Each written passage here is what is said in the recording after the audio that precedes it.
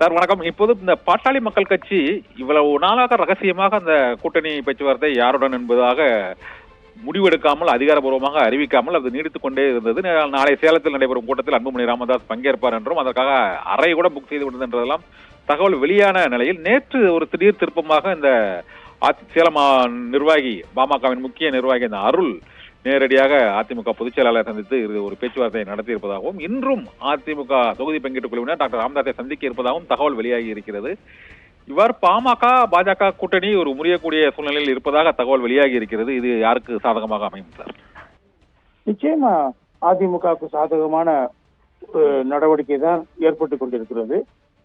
ஏற்கனவே தேமுதிக பாஜகவுடன் இணைவதில்லை, பேச போவதில்லை என்று முடிவெடுத்திருந்தார்.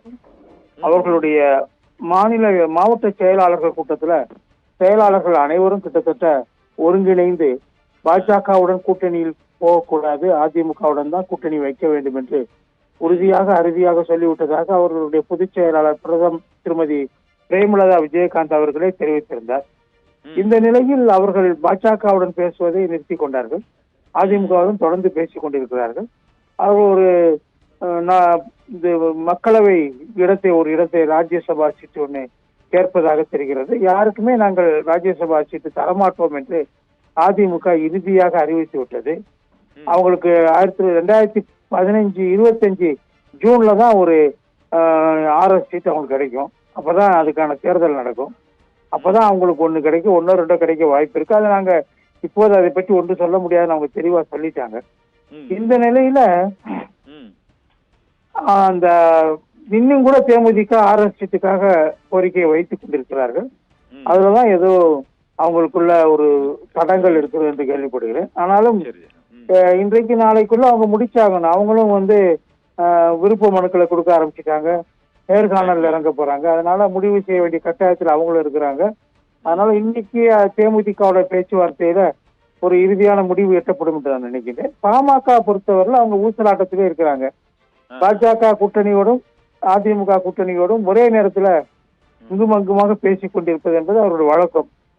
எங்கே அதிகமாக தங்களுக்கு பலன் கிடைக்குமோ அந்த வியாபாரத்தை அவர்கள் எப்போதும் நடத்துவது, ஒவ்வொரு தேர்தலிலும் நடத்துவார்கள்.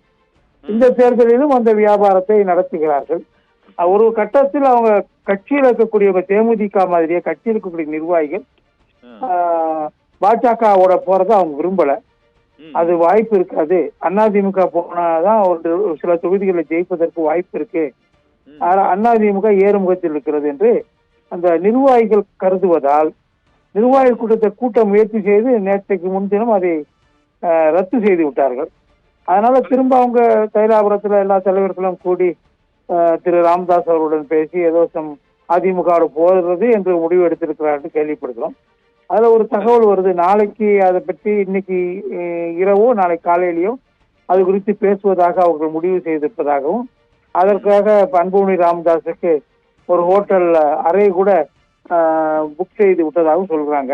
ஆனா இன்னொரு தகவல் என்ன வருதுன்னா, எந்தெந்த இடத்துல நாங்க நிக்கணுங்கிறத குறைந்த 7 சீட்டு மட்டுமே கொடுத்தா நாங்க எந்த இடத்துல நிக்கணுங்கிறத நாங்க தீர்மானிப்போம். அதை விட அதிகமான இடங்களை கொடுத்தா நாங்க எந்த இடத்துல நிற்க வேண்டும் என்பது அதிமுக முடிவு செய்யும் அவங்க சொல்லியிருக்கிறாங்க. மாநிலங்க இடத்தை கேட்கல அவங்க, அதை பத்தி கோரிக்கை இப்போ வைக்கல அவங்க. ஆனா என்ன இருக்குன்னா, அவங்களுக்குள்ள 2 பேருக்கு இருக்கக்கூடிய கடைசி பேச்சுவார்த்தையில் கூட எங்க முட்டுக்கட்டை ஏற்பட்டதுன்னா, அந்த பாமக எப்பயுமே என்ன நினைக்கிறாங்கன்னா, அவங்களுடைய பலமான தொகுதிகள்ல வன்னியர் அதிகமாக இருக்கக்கூடிய அந்த 6-7 மாவட்டங்கள் இருக்கக்கூடிய தொகுதிகள்ல அனைத்திலும் தாங்களே நிற்பது என்று ஒரு முடிவுக்கு அவங்க வர்றாங்க. அந்த கோரிக்கையை வைக்கிறாங்க. அந்த கோரிக்கையை அதிமுக ஏற்றுக்கொள்ள மறுக்கிறது. ஏன்னா அந்த தொகுதிகள்ல அவங்களுக்கே கொடுத்துட்டா வேற தொகுதிகள் அவங்களுடைய ஆதரவு அதிமுக என்ன கிடைக்க போகிறது? மேலும் அந்த வன்னியர் பலமுள்ள தொகுதிகளிலே கூட வெற்றி பெறக்கூடிய வாய்ப்பு என்பது வின்னபிலிட்டி பாமகவுக்கு குறைவுதான். அவங்களுக்கு ஸ்ட்ரைக் ரேட் 20% தான். கடந்த சட்டமன்ற தேர்தலில் அவங்க 22 இடத்துல நின்று அங்க 5 இடத்துல தான் ஜெயிக்க முடிஞ்சிச்சு. ஆனா அதிமுக 32 இடத்துல நின்று அங்க அதே பகுதியில 29 தொகுதிகளை வெற்றி பெற்றார்கள். அவங்களுடைய வின்னபிலிட்டி ஜாஸ்தியா இருந்தது. அதனால அந்த தொகுதிகளை கிட்டத்தட்ட பாதியோ அதிமுக ஒதுக்க வேண்டும் என்ற கோரிக்கை அதிமுக பலமாக வைக்கிறது. இதுக்கு எந்த அளவுக்கு பாமக ஒத்துக்கொள்வார்கள் என்பதை பொறுத்துதான் இந்த கூட்டணி இறுதியாகும். சரி சார். ஆனா வந்து அதிமுக தேமுக கூட்டணி எவ்வளவு உறுதியாக இருக்கிறதோ அவ்வளவு உறுதியாக பாமகவுடனான கூட்டணி இல்லை.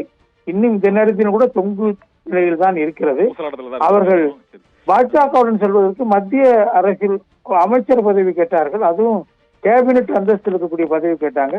அது மறுக்கப்பட்டு விட்டது. ஒரு ராஜ்யசபா சீட்டு மறுக்கப்பட்டு விட்டது.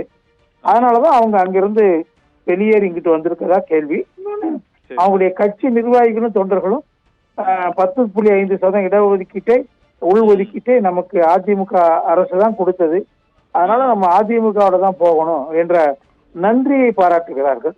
அதனால அந்த பாமக அந்த தலைமை விரும்பாவிட்டாலும் அதிமுக கூட்டணிக்கு தள்ளப்பட்டிருக்கிறது நான் நினைக்கின்றேன்.